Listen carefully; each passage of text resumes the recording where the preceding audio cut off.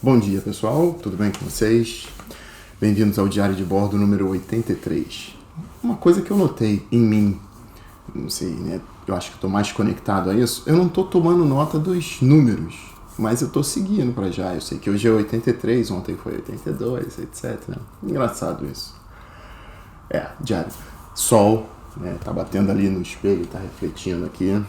Hoje temos um dia de sol. Vai fazer frio essa semana. Foi engraçado que teve um inverno aqui, uma primavera, início de primavera, que nevou. Eu lembro disso. Até pra gente também perceber como é que fica um registro aqui pro futuro, né? Como é que o tempo tá mudando. Porque as mudanças são tão sutis. O filme da maçã ainda não acabou. Vocês vão entender quando eu acabar o filme da maçã. As mudanças são tão sutis na natureza, a natureza ela é tão, né, passo a passo, tão pouquinho a pouquinho, que a gente não percebe. Né? E isso, por exemplo, ver agora e ver de repente daqui a 5 anos esse vídeo vai me mostrar como tanta coisa mudou e que a gente toma como certo, como as coisas não mudam, ou como é sempre a mesma coisa, é o que eu digo. Não existe rotina, gente, tá vendo? O coronavírus é uma prova de que não existe rotina. Eu vou falar rapidinho sobre uma pergunta que um cara me colocou ontem no grupo, né? No encontro que nós tivemos ontem. Ele chegou pra mim, ele é espírita, kardecista. Eu falei que tinha sido espírita, né? Já tinha seguido bastante o espiritismo e hoje eu sou budista. E ele, como é que foi essa sua... Aí ele perguntou a diferença. Foi engraçado que um cara lá, você é budista? Eu falei, sou budista. Ele, cara, eu nunca conheci um budista. O bicho do outro planeta. Aí ele, como é ser budista? O que é a diferença? Eu expliquei um pouco a diferença. E ele depois veio num canto comigo. Ele, como foi a sua transição do espiritismo pro budismo? Eu falei pra ele, eu não deixei de acreditar no espiritismo. Por quê? Porque para mim o espiritismo foi uma base muito grande. Minha mãe frequentou centros espíritas e eu já gravei um vídeo bem longo falando da minha experiência com o espiritismo. Né? Eu comecei a minha jornada esotérica, sem sombra de dúvida, começou com um livro espírita, que foi o Livro dos Espíritos. Por que eu digo que começou a minha jornada? Porque quando eu li o Livro dos Espíritos, eu já tinha lido outros livros antes, mas livros de romance, livros de ficção, eu gostava de ler, mas quando eu li o Livro dos Espíritos, aquilo despertou em mim a curiosidade sobre o mundo espiritual.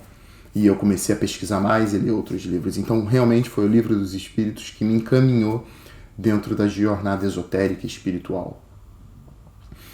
E eu falei para ele que tudo começou na yoga. Quando eu comecei a estudar yoga, né, quando eu fiz yoga e li sobre a yoga, eu me identifiquei demais com a yoga, porque a yoga é um sistema completo.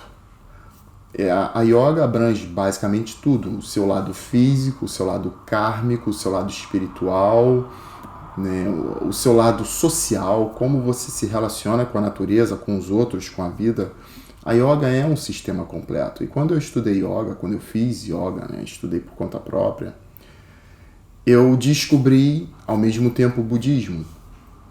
O budismo, eu colocaria ele como um filho da yoga, certo? Ele é muito a linha espiritual da yoga.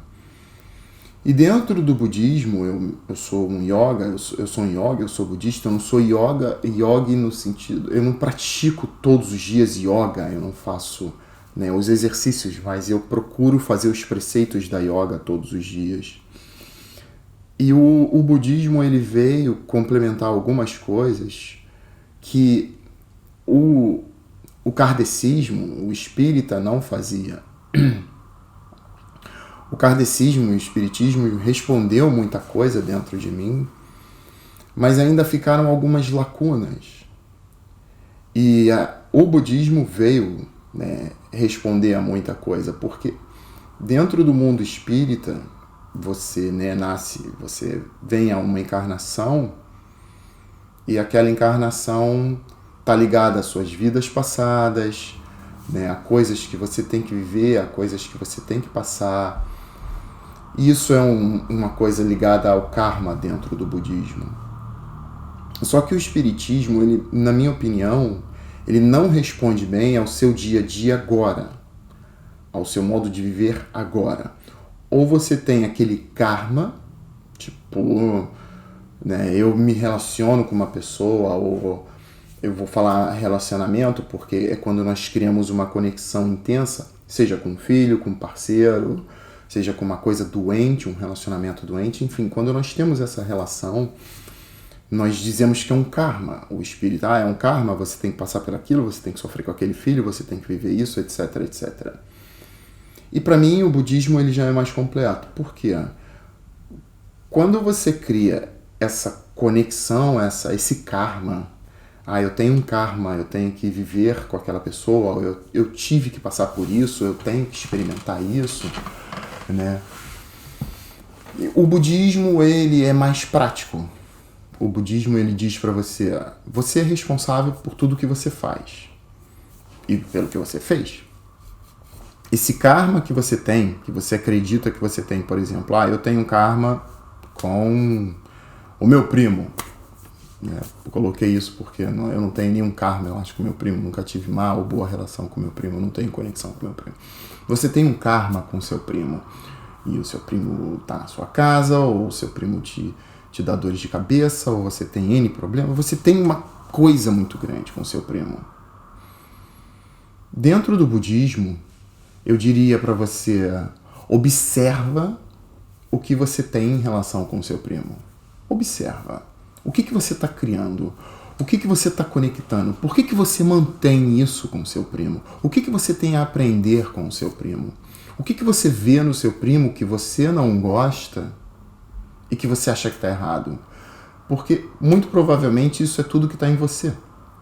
Então, quando eu vi isso no budismo, você começa a ganhar responsabilidade sobre os seus atos. Você começa a ganhar responsabilidade sobre você, sobre quem você é, sobre o que você faz. E você deixa de colocar a culpa do lado de fora, e a responsabilidade, vamos tirar essa palavra culpa daí, você começa a tirar a responsabilidade do lado de fora e ver que a responsabilidade é sua. Então eu passo a ser responsável por como eu acordo, pelo que eu como, por como eu escolho viver, como eu escolho me relacionar, onde eu trabalho, eu passo a ser responsável sobre isso. E isso, ao mesmo tempo que te dá essa responsabilidade enorme, te dá uma liberdade enorme. Porque tudo que eu achava que era influência externa, deixa de me influenciar, então eu sou livre. Eu não sou mais influenciado pelo espírito. O espírito, eu estou com um obsessor aqui, porque eu troco a minha vibração, e esse espírito, e aí eu acredito, eu falei isso para ele, eu acredito nos espíritos, eu acredito que espíritos obsedem, colhem pessoas, às vezes façam com que as pessoas ajam ou comportem-se de maneira diferente. A partir do momento em que eu mudo a minha frequência vibracional, eu mudo a minha frequência de pensamento, porque o pensamento é uma frequência, eu deixo de atrair isso. Então ele descola naturalmente. Então eu até ajudo ele num processo evolutivo. Então o budismo, encerrando, ele me faz ver dessa forma.